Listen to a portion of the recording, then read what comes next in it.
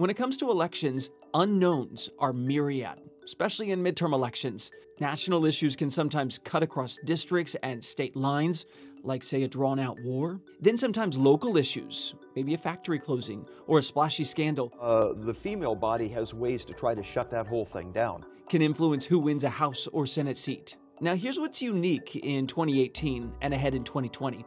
A singularly powerful unknown, which could determine the entire outcome, is what white women will do on Election Day. They're the perennial wild card and numerically wildly important. A study published by Rutgers shows in 2016, white women showed up in huge numbers, trouncing all other ethnic groups, even trouncing white men by more than 4 million votes. We know what white women as a whole did in recent presidential elections.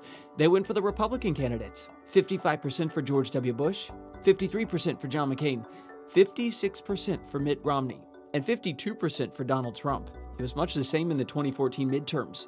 56% pulled the lever for the House candidate next to the letter R. Imagine if they funneled all that voting power to join left-leaning coalitions. It's not necessarily a hypothetical anymore. Signs of GOP slippage are showing up. In 2017, 40% of white women with college educations approved of Trump in a Washington Post ABC News poll. A year later, that fell to 34%. This is important because 4 in 10, 44% of college-educated white women voted for Mr. Trump in 2016. A significant shift in support to Democrats could make a big difference in the midterms and to Trump 2020. Another post-ABC poll shows white women favoring Democrats over Republicans in the midterms by 12 points after favoring Trump by 9 points in 2016. But it gets kind of complicated. Studies show that white women often vote the way their husbands vote, in part because many are financially dependent on the husbands and feel that voting with them is in their best economic interest. And a lot of men voted for Trump in 2016 because they thought he was better for the economy. On the other hand, there's the Me Too movement.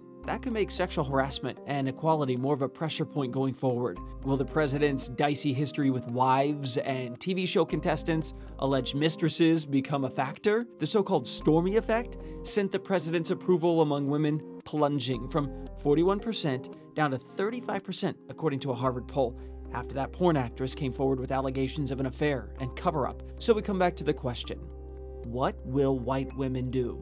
Will they signal negative feelings about Trump through House and Senate votes?